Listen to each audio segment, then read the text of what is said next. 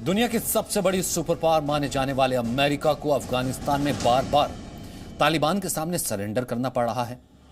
अब अमेरिका अफगानिस्तान से बाहर निकलने की डेडलाइन पर बैकफुट पर नजर आ रहा है।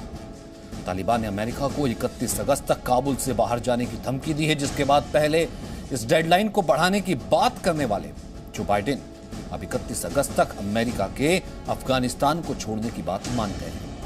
लेकिन अमेरिका के अफगानिस्तान से निकलने के और उसके सहयोगी देशों और अफगानिस्तान में उसके सहयोगियों के सामने बड़ा संकट खड़ा होने वाला है।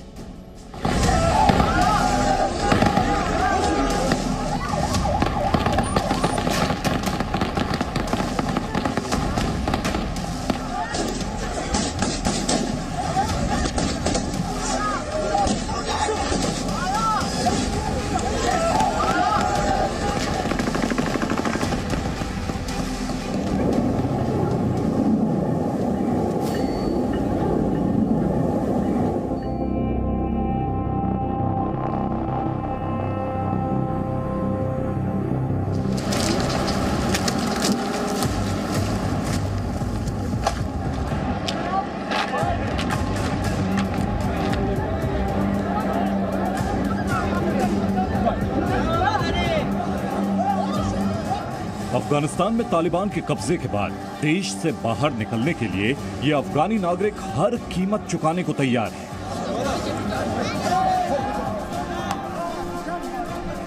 इनको उम्मीद है कि एयरपोर्ट की दीवार के उस पार मौजूद अमेरिकी और नाटो सैनिक उनको तालिबान की पहुंच से बहुत दूर पहुंचा सकते हैं।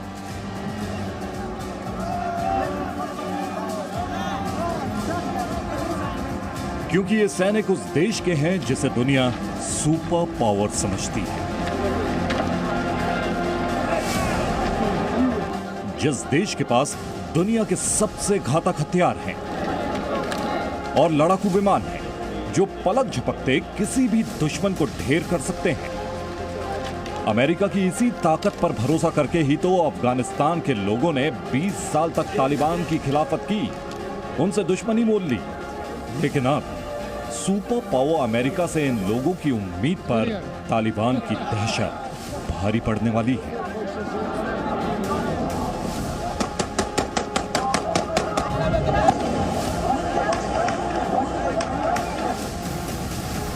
क्योंकि तालिबान के अल्टीमेटम के बाद अमेरिका 31 अगस्त तक अफगानिस्तान से अपना बोरिया बिस्तर समेटने वाला है और इस डेडलाइन के बाद अफगानिस्तान में सब कुछ तालिबान भरोसे होगा। तालिबान ने अमेरिका को समझौते के मुताबिक 31 अगस्त तक अफगानिस्तान छोड़ने का अल्टीमेटम दिया है। भले ही अमेरिका के राष्ट्रपति जो बाइडेन इसे आगे बढ़ाने का विकल्प रखते हों, लेकिन तालिबान के अल्टीमेटम के बाद से वो 31 अगस्त तक अफगानिस्तान छोड़ने के लिए राजी हो गए हैं। अमेरिका के इस फैसले से ये फिर से माना जा रहा है कि अमेरिका ने अफगानिस्तान के सामने एक बार फिर सरेंडर कर दिया है। अमेरिका के सहयोगी देश भी उसके इस फैसले पर सवाल उठा रहे हैं।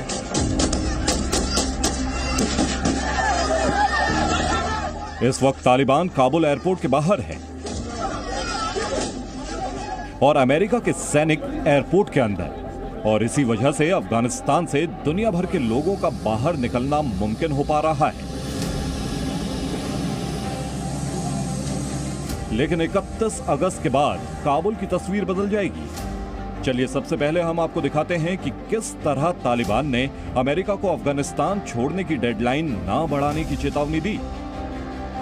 مګر باید یادونه وکړو چې دا یو دیرشم پورې وخت غځېدل د امریکایانو هم دوی یو طرفه کار ده او خپل سره کار ده، دا موږ د توافقنامې نه خلاف کار ده. موږ امریکایانو ته بیا پیغام ورکړو چې خپل ټول اتباع په دغه وخت کې وباسي، ځکه دوی سره امکانات شته، الوتکې لري، میدان هم ورسره ده.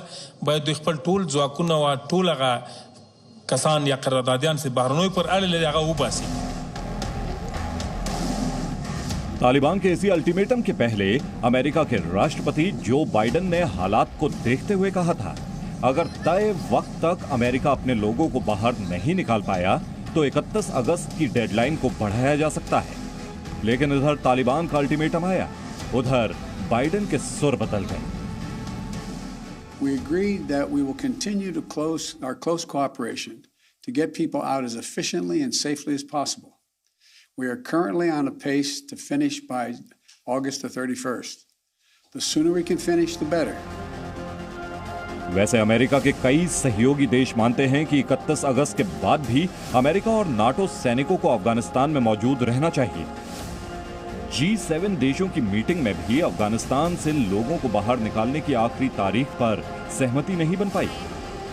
ऐसे में भले ही अमेरिका ने 31 तारीख तक अफगानिस्तान से बाहर निकलने की बात कह दी हो, लेकिन G7 में शामिल बाकी देश चाहते हैं कि इस डेडलाइन के बाद भी अपने सहयोगियों को अफगानिस्तान से बाहर निकालने का काम जारी रखा जाए।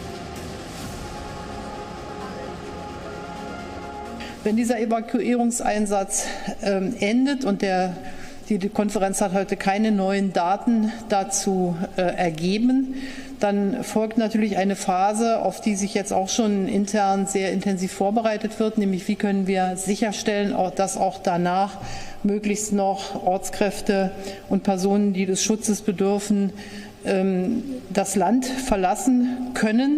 Deshalb spielt in diesem Zusammenhang auch die Frage eine Rolle, ob man dann साफ है, अफगानिस्तान से बाहर निकलने पर अमेरिका और G7 के बाकी देश एकमत नहीं हैं।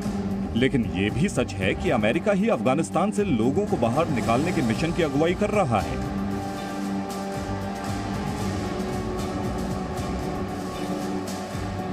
ऐसे में आखिरी मर्जी उसी की चलेगी।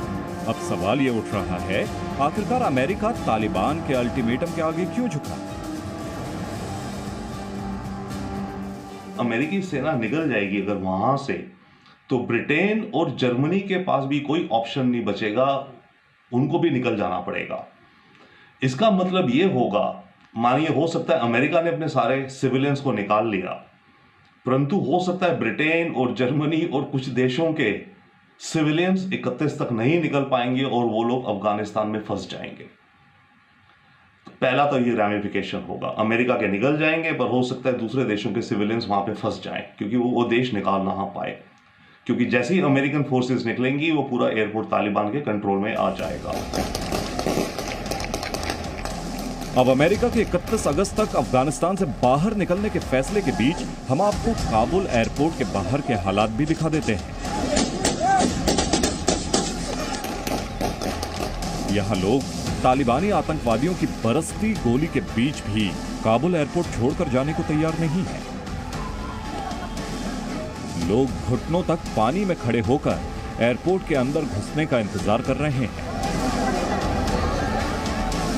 लोग $40 का पानी पी रहे हैं। लोग 7,000 का एक प्लेट चावल खा रहे हैं। और ऐसा करने वाले 100-200 नहीं, बल्कि हजारों लोग हैं। मैं इस वक्त काबुल एयरपोर्ट की मिलिट्री साइट के ईस्टर्न गेट पे मौजूद हूँ।